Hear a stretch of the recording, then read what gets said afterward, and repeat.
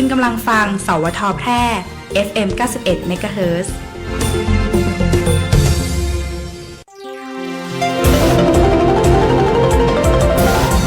วิทยุแห่งประเทศไทยให้ความรู้กู้ความสุขท่านผู้ฟังกำลังให้เกียรติติดตามรับฟังสถานีวิทยุกระจายเสียงแห่งประเทศไทยจังหวัดแพร่ทำการส่งกระจายเสียงด้วยระบบ FM สเตอริโอมัลติเพล็กซ์ความถี่ 91 เมกะเฮิรตซ์จากนี้ไปรับฟังรายการรักสิ่งแวดล้อม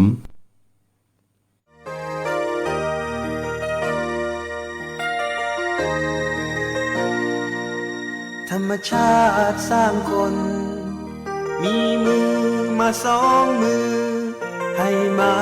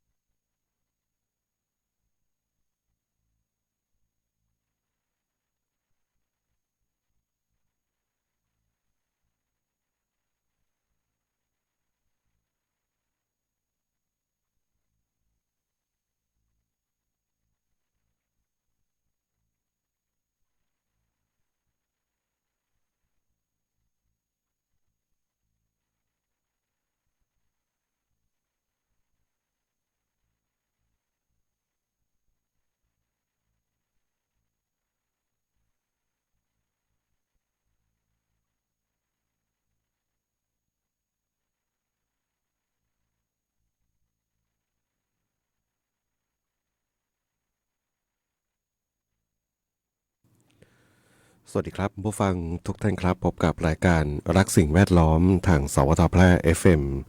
91 เมกะเฮิรตซ์ครับเริ่มต้นกันในเช้าวันพุธที่ 1 ตุลาคม 2568 ครับอยู่กับผมแสวงเป้าเพชรเป็นผู้ดำเนินรายการครับ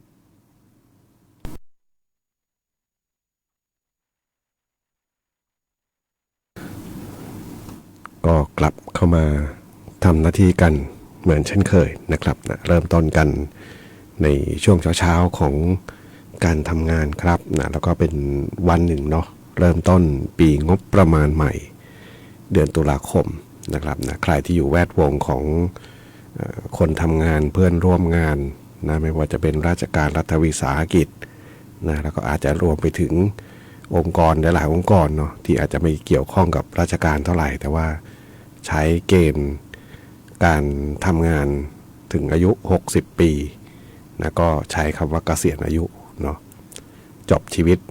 ของภารกิจงานบางอย่างไปนะครับไปเริ่มต้นกับภารกิจชีวิตใหม่นะครับบางคนก็ยังขยันขันแข็งก็ยังทำหน้าที่อื่นๆต่อไปเนาะส่วนบางคนก็บอกพอแล้วอยากจะพักจริงๆหมายถึงพักการทำงานเนาะแล้วก็ใช้ชีวิตในการอาจจะพักอยู่กับบ้านท่องเที่ยวแล้วก็ว่ากันไปเนาะแล้วแต่วิถีของแต่ละท่านแต่ละคนนะครับบางคนก็บอกมีความสุข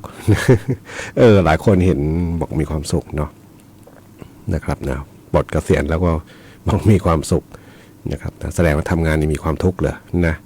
อย่าคิดอย่างนั้นนะ เราเลือกมาเองเนาะไม่มีใครบังคับให้เรามาทำเนาะเราเป็นคนเลือกเราเป็นคนสอบเข้ามาเราเป็นคนกำหนดตัวเราเองนี่แหละเข้ามานะครับถึงเวลาก็หมดสิ้นสุดตามหลักเกณฑ์ของเขาก็หมดภาระหน้าที่ตรงนี้ต่อไปไปทำหน้าที่ตรงอื่นกันต่อนะครับตราบใดที่ชีวิตยังไม่สิ้น วันนี้เริ่มต้นกันในช่วงเช้าๆที่หลายคนบอกตื่นเต้นกับเรื่องของปริมาณน้ำน้ำฝนน้ำท่าต่างๆบางคนก็อยากจะรู้ข้อมูลน้ำตอนนี้เป็นยังไงถึงไหนตัวอยู่ไหนนะโน่นบ้านคนอยู่โน่นอยู่ไกลๆแม่น้ำ อยากรู้บาดาลนะครับก็ส่วนที่คนที่อาจจะตื่นนอนมาแล้วเจอกับน้ำท่วมน้ำขังในบางพื้นที่อย่างใกล้สวทแพร่นี่ก็จะมีทางบ้านมณีวันทางนี่แหละป่าแมดนี่แหละเนาะข้ามฝั่งสวทนี่ไปเนาะไม่ไกลแล้วก็มีอดีตสมาชิกสวทเนี่ยท่านหนึ่งเนาะตอนนี้ก็อยู่กับบ้านแล้วบอกตื่นเช้ามาก็น้ำล้อมรอบเลยเป็นผู้ประสบภัยเรียบร้อยนะครับน้ำล้นอ่างล้นฝายลงมาก็เกิดผลกระทบเพราะว่าฝนที่ตกลงมาตั้งแต่เมื่อวานเนาะแล้วก็ช่วงกลางคืนเมื่อคืนนี้ต้องบอกได้เลยว่าฝนทั้งฟ้าเสียงแรงมากสะเทือนเลื่อนลั่นเลยรู้สึกตัวตื่นมาไม่แน่ใจว่าตีเท่าไหร่เนาะน่าจะเราตี 1รู้สึกตัวตื่นขึ้นมานะครับแต่ก็พยายามข่มตานอนเพราะว่าเช้าต้องมาเข้าเวรเนาะถ้าไม่หลับตั้งแต่ตี 1เนี่ยเป็นเรื่องเลยนะตี 3มาทันนี้เนี่ยนะฉะนั้นก็ต้องหลับต่อพยายามจะหลับไปได้นะแต่มันก็สักพักนึงนะเพราะฟ้าแรงนะทั้งฟ้าทั้งฝนเสียงออกจากบ้านมาเข้าเวรนี่ก็ฝนตกหนักตลอดทางเลยก็มาถึงก็มาเช็คปริมาณน้ำฝนแต่ว่าเห็นข้อมูลน้ำจังหวัดแพร่ที่ฝนตกหนักที่สุดอยู่ที่บ้านแม่สินบ้านแม่สินนาพูนวังชิ้น150 มิลลิเมตรฝนตกหนักมากข้อมูลเมื่อเวลา 7 นาฬิกาครับถัดลงมาก็คือที่บ้านตำบลห้วยอ้ออำเภอรองบ้านแม่อะไรแม่เกียมใช่ไหมแม่เกียมเนี่ยเห็นไกลๆแว่นตาไม่ดีละ ห้วยอ้ออำเภอรอง114 มิลลิเมตรนะครับข้อมูลเมื่อ 7 นาฬิกาเช่นเดียวกันแล้วก็ถัดมาก็คือที่ห้วยไร่เด่นชัย110.6เมื่อเวลา 8 นาฬิกาข้อมูลเนี้ยของห้วยไร่เนี่ยเมื่อเวลา 8 นาฬิกาครับ110.6แล้วถัดมาก็ที่อุทยานแห่งชาติเวียงโกไสอันนี้ไม่ถึง95.8นะครับข้อมูลเมื่อเวลา 9 นาฬิกานะครับที่ห้วยลักปืนที่ห้วยไร่ 95.7 นะครับนี่คือ5 จุดหลักที่มีฝนตกหนักนะใช้คำว่าหนักมากเนาะนะแล้วก็ตกหนักนี่ก็ถัดลงมาก็อยู่ในเกณฑ์ประมาณ80 กว่ามิลลิเมตรนะครับก็ถือว่าตกเยอะนะครับทางเมืองแพร่เรานะครับก็ช่วงนี้ก็ติดตามนิดนึงเนาะสถานการณ์น้ำต่างๆนะโดยเฉพาะพื้นที่ที่อยู่ตามที่ลาดเชิงเขาต่างๆนะครับนะน้ำไหลลงดอยน้ำป่าเหล่านี้เป็นน้ำที่มาเร็วแล้วก็ค่อนข้างที่จะสร้างความเสียหายได้มากนะมากกว่าน้ำล้นตลิ่งนะครับวันนี้พบกันเช่นเคยกับช่วงเวลาของรายการรักสิ่งแวดล้อมท่านผู้ฟังที่ติดตามรับฟังอยู่ครับอยากจะฟังเพลงบทเพลงเพื่อชีวิตก็สามารถที่จะแนะนำได้ครับทางโทรศัพท์0545235116ครับนะแฟนเพจก็พิมพ์คอมเมนต์ไว้ได้กับช่วงเวลาของรายการรักสิ่งแวดล้อมครับ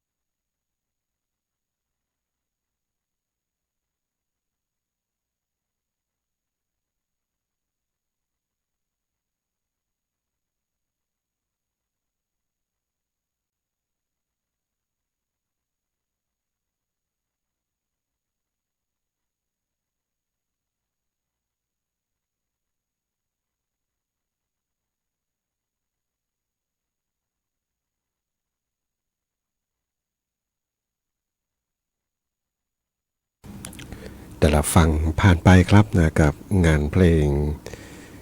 ของคุณอ้นทวัชชัยชูเหมือนครับนะสำหรับบทเพลงฝากไว้เตือนใจครับส่งมอบเป็นความสุขสำหรับท่านผู้ฟังที่ติดตามรับฟังรายการรักสิ่งแวดล้อมทางสวทแพร่ FM 91 เมกะเฮิรตซ์ครับนะมีบทเพลงจากทางอำเภอวังชิ้นเนาะพอดีผมได้ยินเสียงโทรศัพท์เสียงเบามากนะนะน่าจะเป็นทางต้นทางนั่นแหละเนาะนะครับนะเพราะว่าสายอื่นเสียงดังฟังชัดนะครับนะแต่พอจับใจความได้เนาะขอเพลงหัวใจพลูโชเข้ามาจะได้ฟังครับนะไม่รู้เป็นไงบ้างเนาะทางวังชิ้นนะเพราะว่าเห็นปริมาณน้ำฝนนี่ค่อนข้างเยอะนะ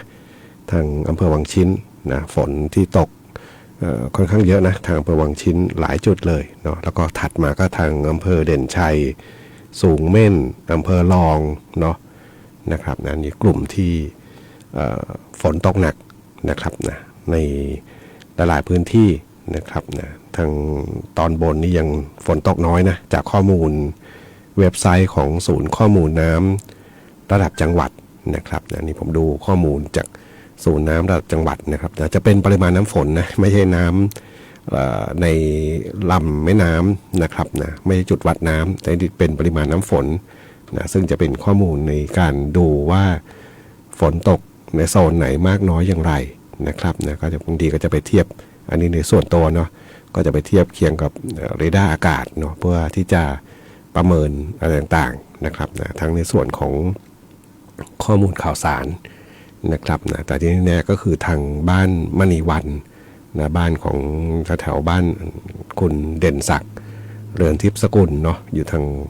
บ้านมณีวันนี่แหละเนาะเห็นโพสต์ Facebook เมื่อเช้านี่บอกเนี่ยนะลงมาบ้านก็น้ำเข้าบ้านแล้วเนาะเรียบร้อยเห็นข้อมูลจากทางคุณอุดรนิติชัยเนาะก็น่าจะอยู่ในกลุ่มเดียวกันก็บอกว่าบ้านน้ำท่วมบ้านมณีวันหมู่4หมู่11ตำบลป่าแมดนะครับเป็นน้ำที่ล้นมาจากห้วยผาคำนะครับนะเมื่อเวลาเท่าไหร่6 นาฬิกาใช่ไหมเดี๋ยวขอดูข้อมูลนิดหนึ่งเนาะนะก็เป็นข้อมูล6 นาฬิกา 25 นาทีนะเห็นข้อมูลไหมละเอียดยิบเลยนะขอบคุณเนาะในการแจ้งข้อมูลข่าวสารบอกเดี๋ยวถ้าฝนหยุดนี่จะแว้นไปดูมันมาจากตรงไหนนะก็ระมัดระวังนิดนึงเนาะช่วงนี้อาจจะมีน้ำป่าน้ำอะไรต่างๆโดยเฉพาะน้ำไหลลงดอยเนี่ยค่อนข้างที่จะอันตรายเนาะน้ำจะแรงจะเร็วนะเมื่อวานก็ดูข้อมูลทางไม่เกี่ยวกับแพร่นะทางน้ำปาดทางทองแสนขันอุตรดิตถ์โอ้น้ำแรงมากนะผมดูแฟนเพจหลายเพจนะขึ้นข้อมูลมานะเพราะว่าเป็นอำเภอหนึ่งนะที่ได้รับอิทธิพลจากไอ้เจ้าบัวลอยเนาะเฉียดมานะบัวลอยมาแบบช้าๆนิ่มๆเนิบๆนะเฉียดขึ้นมาตั้งแต่ภาคอีสานนะนี่เห็นข้อมูลจากทางสมาชิกของกรมประชาสัมพันธ์นี่แหละนะครับนะที่ส่งข้อมูลนะผ่านแฟนเพจอยู่นะครับนะเฉียดมาทางภาคอีสานก่อนเนาะอีสานตอนบนนะที่จริงก็กินไปถึงอีสานตอนล่างด้วยนะขึ้นมาเฉียดขึ้นมาไปทางสปป.ลาวแล้วก็ทางจังหวัดเลยทางอุตรดิตถ์เนี่ยจะในโซนใกล้กับทางสปป.ลาวเนาะก็จะได้รับอิทธิพลจาก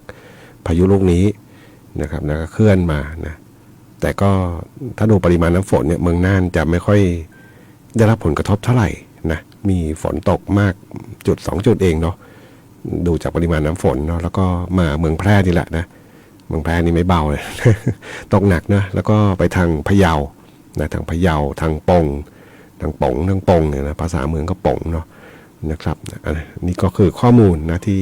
อิทธิพลของเจ้าพายุบัวลอยนะครับนะมาช้าแต่ว่าก็มีผลกระทบที่เกิดขึ้นนะครับนะค่ำคืนเมื่อคืนก็ฝนตกเกือบจะตลอดทั้งคืนนะครับฉะนั้นท่านผู้ฟังที่มีบ้านเรือนอยู่ตามพื้นที่ที่เสี่ยงภัยทั้งหลายก็ยังคงต้องเฝ้าระวังระมัดระวังนะอาจจะมีน้ำท่วมฉับพลันน้ำป่าไหลหลากเกิดขึ้นได้นะครับนะส่วนน้ำล้นตลิ่งล้นฝั่งเนี่ยผมว่าโดยส่วนตัวเนี่ยมันเช็คข้อมูลได้ไม่ยากเนาะเตรียมได้ทันนะแต่ก็ไม่ท่วมดีที่สุด ไปฟังเพลงกันต่อครับกับงานเพลงของมาริวาน่าครับหัวใจพลูโชครับ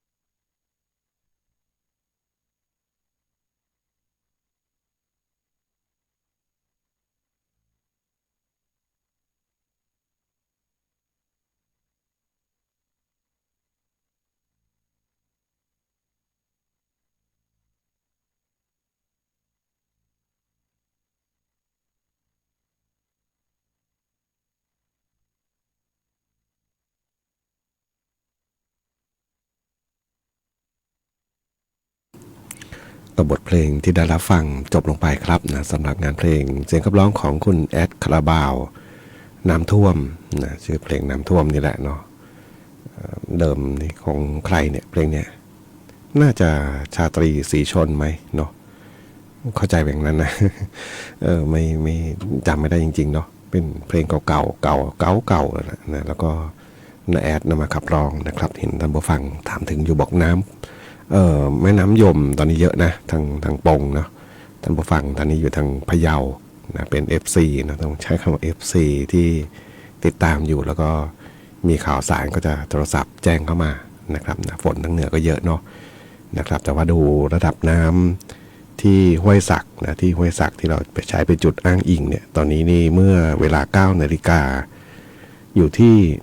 6 เมตร 81 เซนติเมตรนะครับ6 เมตร 81 เซนติเมตรปริมาณน้ำลูกบาศก์เมตรต่อวินาทีเนี่ยอยู่ที่671.85 นะครับนะก็ยังอยู่ในเกณฑ์ที่ถือว่าปกติเนาะนะถ้ายังอยู่ในเกณฑ์ที่ไม่เยอะนะครับนะส่วนน้ำโค้งเนี่ยตรงใกล้ๆสวทเนี่ยนะ 5.18 นะครับ 5.18 นะครับระดับน้ำล้นตลิ่งนี่อยู่ที่8 เมตร 20นะครับตรงน้ำโค้งเนี่ยแต่ว่าน้ำที่ลงมาจากทางห้วยขมิ้นนะทางห้วยขมิ้นเนี่ยนะทางที่มาท่วมทางบ้านมณีวันทางเนี่ยนะลงมาตอนนี้น้ำลงดอยมาเนาะระดับพื้นที่นะน้ำป่าที่ไหลลงดอยมาก็น่าจะมีความเสียหายเกิดขึ้นบ้างแหละนะสำหรับคนที่อาศัยอยู่ใกล้แล้วก็อาจจะมีพื้นที่ที่เป็นทางด้านการเกษตรเนาะเพาะปลูกพืชไว้นะข้าวปลาอาหารต่างๆนะสัตว์เลี้ยงนะครับนะก็ต้องไม่รู้เตรียมทันไหมเนาะเพราะว่าน้ำป่ามาเร็วเนาะอันนี้ก็เป็นเห็นข้อมูลส่งมาเยอะเลยนะเพราะว่ามีทีมงานบางท่านก็อยู่ใกล้ๆนะอยู่ใกล้ๆโซนนี้ก็ถ่ายภาพถ่ายส่งให้ดูนะครับเป็นลักษณะน้ำป่าที่ไหลลงดอยมาจากฝนตกหนักในช่วงค่ำคืนที่ผ่านมานะครับนะก็เป็นกำลังใจครับทุกท่านที่ได้รับผลกระทบอยู่นะครับนะแล้วก็มอบเพลงนี้แล้วกันเนาะเห็นท่านผู้ฟังบอกขอมอบป้าผ่านบ้านนาหลวงเราบอกว่าเป็นห่วงทุกท่านขอเพลงกำลังใจมอบไปกับทุกท่านได้รับฟังกันด้วยครับสำหรับในช่วงเวลาของรายการรักสิ่งแวดล้อมครับ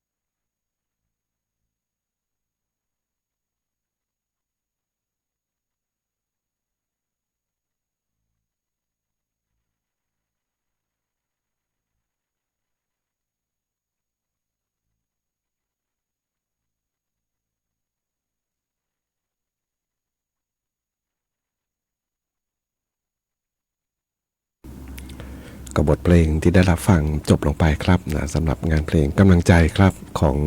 ศิลปินวงโฮปครับที่ท่านผู้ฟังได้มอบไปกับท่านผู้ฟังทุกท่านเลยนะที่ติดตามรับฟังอยู่ครับนะจากทางบ้านพันบ้านนาหลวงครับนะแล้วก็มีอีกท่านหนึ่งนะขอเพลงบัวลอยเนาะบอกจะได้เข้ากับบรรยากาศนะอิทธิพลบัวลอยนี่ก็เอาเรื่องกันนะเฉียดไทยมานี่ถือว่าหลายๆพื้นที่เลยนะถ้านับรวมตั้งแต่ภาคอีสานขึ้นมานะเพราะว่าเขาเฉียดขึ้นไปจากตะวันออกเฉียงใต้เนาะเฉียดขึ้นไปทางตะวันตกเฉียงเหนือเฉียงประเทศไทยขึ้นไปแบบนี้นะกินพื้นที่นะที่ได้รับผลกระทบเนี่ยค่อนข้างเยอะนะแล้วก็ไหนจะอิทธิพลของร่องมรสุมนะที่อยู่ฝั่งเมียนมาเนาะฝั่งพม่านะเราคุ้นคำนี้มากกว่าฝั่งพม่าเนี่ยนะ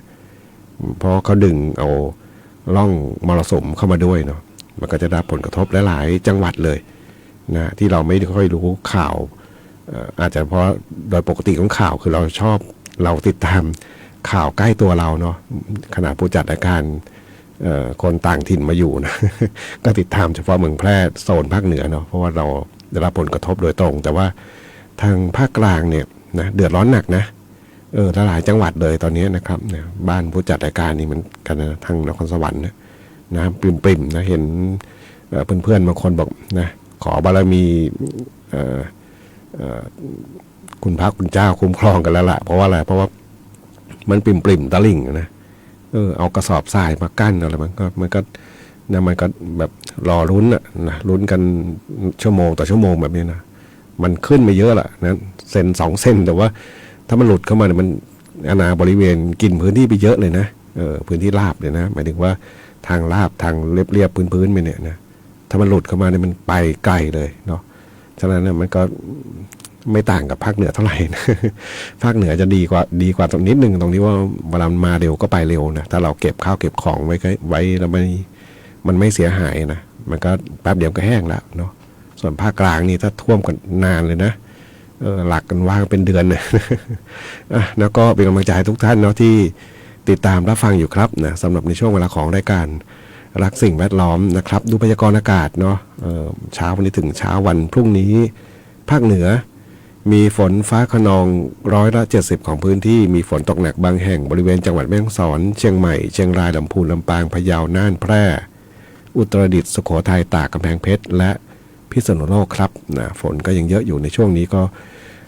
ระมัดระวังนะเรื่องของน้ำท่วมนะรวมไปถึงอุบัติเหตุทางถนนแล้วก็สุขภาพร่างกายกันด้วยนะครับสำหรับท่านผู้ฟังที่ติดตามรับฟังอยู่ครับวันนี้รายการรักสิ่งแวดล้อมคงต้องนำรายการท่านผู้ฟังก่อนพบกันใหม่ในวันพรุ่งนี้ขอความสุขความโชคดีจงมีแต่คุณผู้ฟังทุกท่านสำหรับวันนี้สวัสดีครับ